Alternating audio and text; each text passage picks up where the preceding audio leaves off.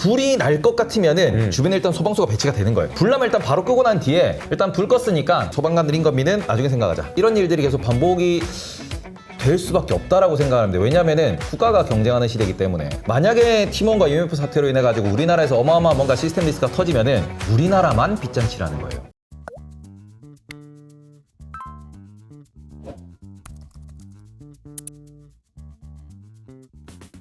안녕하세요, 이효석입니다. 오늘은 테이버님 모셨습니다. 안녕하세요. 안녕하세요. 네, 정말 오랜만에 뵙는데 요즘에 좀 주식이 잘 된다는 소문이 있어요? 아, 저요? 네. 운이 좋게도. 운이 좋게도. 네, 운이 좋게도 조금 잘 됐고 7월 초에 잘 팔아서 네, 비중 또 확 줄였다가 아하. 다시 또 비중을 늘리고 있습니다. 그러니까 이런 분들한테는 좀 얘기를 좀 들어봐야 돼요. 뭐라고 생각하나? 잘 되는 이게 박자가 잘 맞는 분한테 어떻게 생각하는지 이야기를 좀 들어보기 위해서 우리가 인터뷰를 좀 요청을 드렸는데 또 어디가 좀 아프셔가지고 또 병원에 갔다 오셨다고.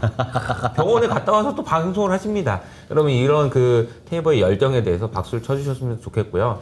저도 요즘에 지금 감기 때문에 골골대고 있긴 한데 우리 좀 힘들 때일수록 힘을 내야 될 것 같아요. 근데 오늘 촬영 시간 기준으로 코스피가 좀 힘들어요. 여러 가지 어려움들이 좀 있는데 첫 번째 주제로 좀 여쭤보고 싶었던 거는 이제 티몬 사태예요. 이게 티몬 사태가 상징하는 것들이 좀 여러 가지 있을 것 같은데 아마 보신 분들도 있겠지만 테이버가 봤을 때 티몬 사태의 본질이 무엇인지 뭐 어떻게 봐야 되는지 이런 거 좀 얘기해 주실 수 있을까요? 일단 저는 팀원 사태 같은 경우에는 우리가 이제 과거에는 전자상거래라는 얘기를 많이 썼었고 그 부분에 있어서 아마존식 성장이라는 이야기를 되게 많이 했었습니다. 말 그대로 적자를 보면서도 어찌 보면 MAU라고 부르는 활성 사용자 수를 쭉쭉 늘려나가는 그런 모델에 대해서 사람들이 좀 열광하던 시대가 있었습니다. 근데 네. 그 시대 같은 경우에는 시대 자체가 이게 저금리 시대였거든요. 네. 그러니까 우리가 돈의 값이 쌀 때 그런 상황에서 레버리지를 많이 일으켜가지고 일단 성장을 하고 보자. 그리고 난 뒤에 그걸 다시 뭐 투자자한테 돌려주겠다라는 느낌으로 그런 식으로 성장을 했었는데 지금은 그게 환경 자체가 바뀌었습니다. 고금리로. 그러니까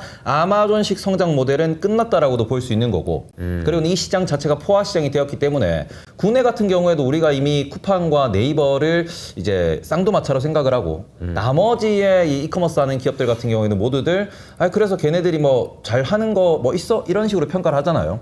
그런 식인 것처럼 그 다음에 미국 같은 경우에도 지금 아마존이 원탑을 찍고 있고 그 밑에는 여러 어찌 보면은 특화된 그러한 이커머스 기업들이 서로 경쟁을 하는 그런 모양새를 보이고 있습니다. 글로벌에서도 이게 테무 같은 경우에 테무가 최근에 이커머스로 반짝 떠오를 수 있었던 거는 중국의 저가 밸류 체인을 전 세계로 약간 땡처리 느낌으로 그러니까 땡처리. 아주 특색 있게 본인들이 캐릭터를 잡은 경우에는 성공할 수 있겠으나 지금 이커머스 시장에 새로 성공하는 기업은 거의 없다라고 볼 수 있습니다. 네네. 그러다 보니까 이런 부분에서 저는 아마존식 성장 모델에 이제는 종언이 다가왔다. 말 그대로 이미 시장도 포화가 됐고 고금리가 쉽게 해소되지 않을 것 같은 지금 현 상황에서는 이런 고금리가 유지되는 상황에서는 티몬과 IMF가 했던 그러한 혹은 뭐 이커머스 기업이 추구하는 그런 적자 속의 성장은 어려워졌다.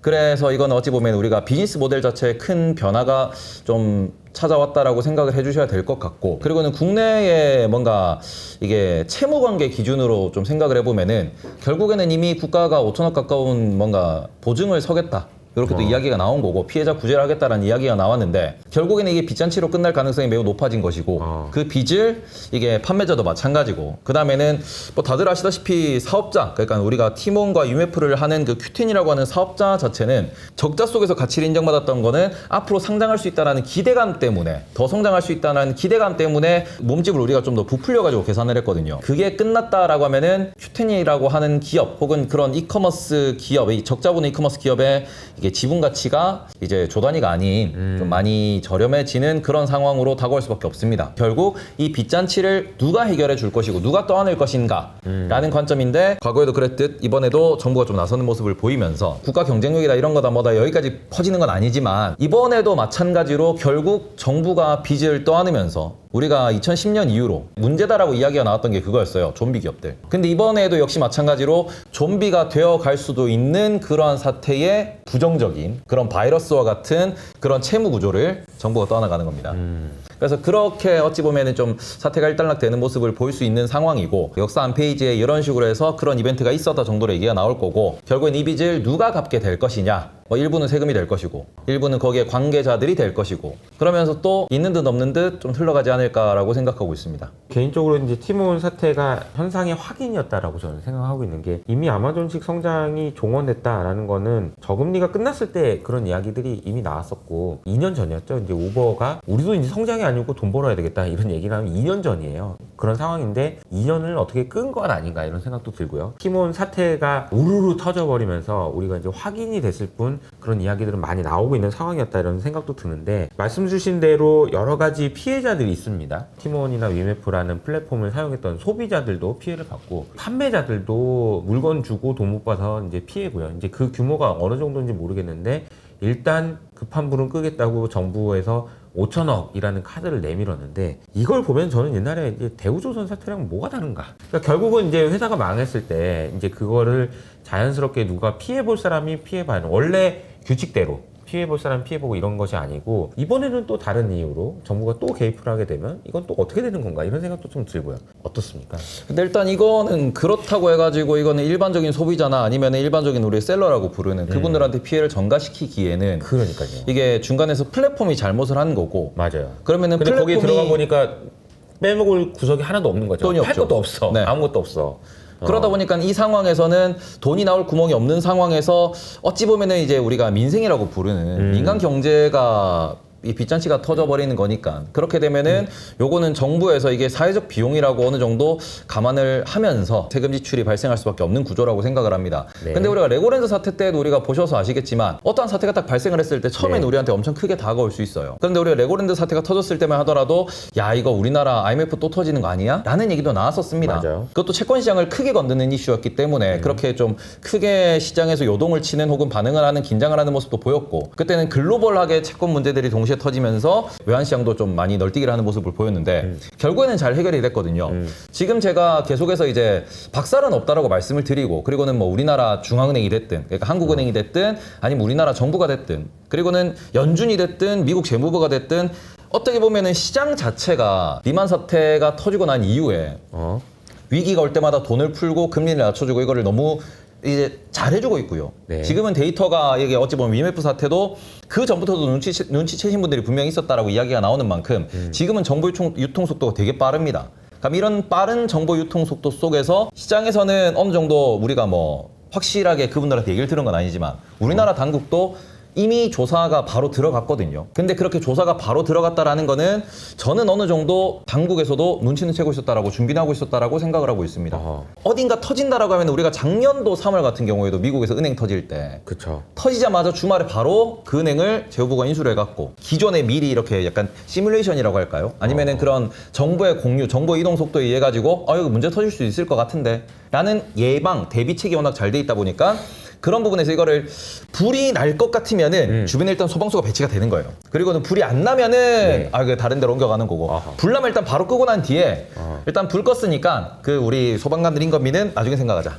자꾸 청구서를 미루는 거죠. 그쵸. 이런 일들이 계속 반복이 될 수밖에 없다라고 생각합니다. 왜냐면은 이게 글로벌로 국가가 경쟁하는 시대이기 때문에 만약에 티몬과 IMF 사태로 인해 가지고 우리나라에서 어마어마한 뭔가 시스템 리스크가 터지면은 우리나라만 빚잔치라는 거예요. 그러니까 이거를 정부가 됐든 아니면은 뭐 여러 가지 이런 뭐 기관들이 나서 가지고 요 사각형 내에서만 다 해결될 수 있도록 덮어버리는 거죠. 그거에 대한 부작용은 좀 이따가 다시 한번 생각해 보기로 하고 이런 것들이 반복될 수밖에 없는 구조지 않나. 그래서 이거는 그렇죠. 무엇이 옳고 무엇이 그르냐 있어가지고 만약에 티몬 IMF 사태에 있어가지고 정부가 아무런 조치를 하지 않았고 그게 만약에 눈덩이처럼 커져가지고 지금 얘기가 나오는 거는 5월 결제 대금만 5천억 얘기가 나와요. 6월, 7월 결제 대금까지도 여전히 지급이 안 될 거라 그러는데 이게 6월과 7월은 결제 대금이 더 클 거라 그럽니다. 1차적으로 소비자와 셀러만 터지는 금액이 2조 이상이 될 수 있다라고도 이야기하고 있어요. 지금 최소 1조 얘기가 나오고 있거든요. 2조라 그러면은 우리가 뭐 삼성전자, 하이닉스 영업이익 생각하면은 2조가 얼마 안 될 수 있어요. 우리나라 국가 1년 동안의 그 예산 600조라고 생각할 때 2조라 그러면 얼마 안 되는 돈이라고 생각하실 수 있습니다. 근데 그 부분에 있어서 그게 민간에서 터지는 거예요. 그럼 만약에 그 사람들이 그 2조라는 빚에 의해 가지고 부동산을 건들 수도 있는 거고요. 그렇죠. 어디를 건들지 모르는 겁니다. 그렇게 되면 소비는 줄어들고 그에 대한 빚에 의해서 내수가 죽고 그러면서 뭔가 이게 빚잔치가 더 커지고 커지면은 시스템 리스크로 번질 수도 있다라는 거죠. 레고랜드 사태 때도 저는 비슷했다라고 생각을 하거든요. 이게 어디까지 번지냐? 그래서 만약에 우리가 시스템 리스크를 건들면 어떡하냐?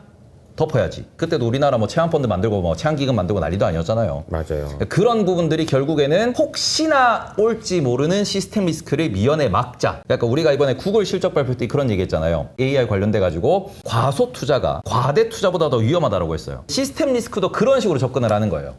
우리가 이걸 과대응하는 게 그냥 우리가 터질 때까지 좀 더 지켜보자라고 하는 것보다 더 안전하다라고 생각을 하는 거죠. 우리는 무조건 막아야 한다. 터진다는 그런 냄새도 풍기면 안 된다. 라는 식으로 대응을 하는 거기 때문에 옳다 그르다라고 평가를 할 만한 건 아니지 않나. 네. 과학의 대응은 앞으로도 계속 될 것 같다. 이렇게 좀 보셔야 될 것 같습니다. 세이버가 굉장히 중요한 이야기를 해준 거예요. 왜냐하면은 지금 그렇게 하고 있다는 겁니다.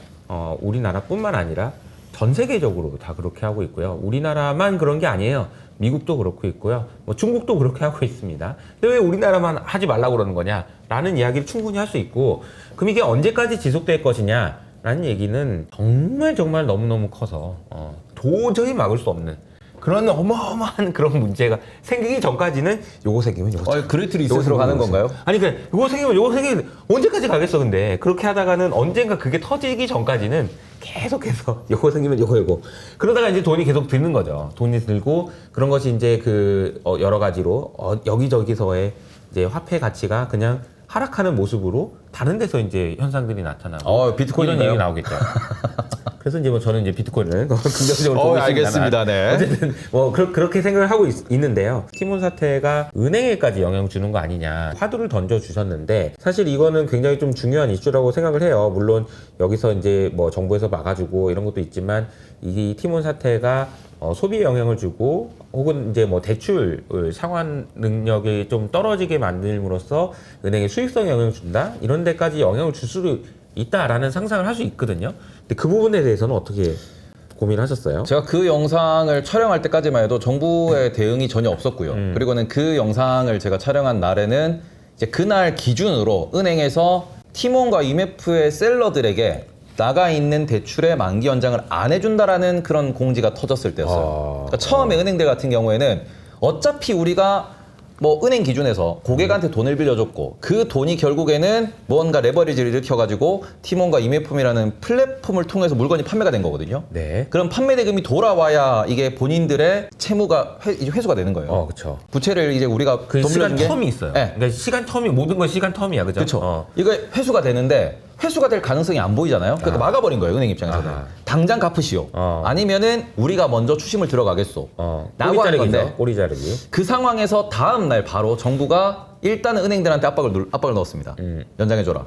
그리고 규모가 너무 크다 보니까 그럼 우리가 보증금을 댈게. 그래서 나온 게 5천억이라고 하는 큰 돈이었거든요. 이게 그런 거죠. 이제 그 옛날에 그런 얘기 있었어요. 야, 비 올 때 우산 뺏지 마라. 야, 그 비 올 때 우산 주는 것도 아니고 우산을 뺏으면 어떡하냐. 이게 이제 은행이 할 일이냐?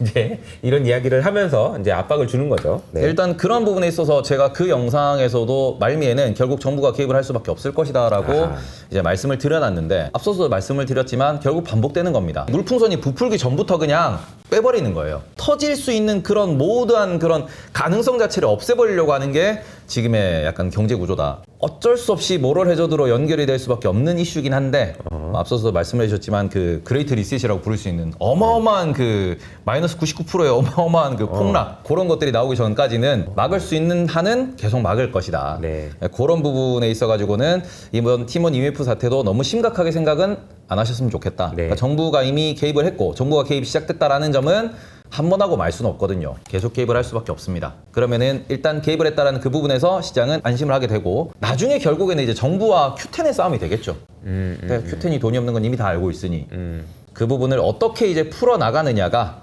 하나의 포인트가 되지 않을까라고 생각하고 있습니다. 어쨌든 이런 사태도 뭐 과거에 레고랜드 사태처럼 좀, 우리 레고랜드 사태 언제 있었지? 기억이 잘 안 나실 거예요. 22년도 11월. 네. 그러니까 벌써 이제 2년 가까이 돼가는 네. 거예요. 엄청나게 큰 사건이었고, 뭐 어마어마하게 그런 걱정들 많이 했지만 되게 잊어버렸거든요. 없어졌죠. 네, 근데 지금도 아마 그렇게 될 가능성이 높다라는 얘기를 해주셨는데요. 뭐 요것과 별개로 이제 주식시장 이야기로 잠깐 넘어가 보면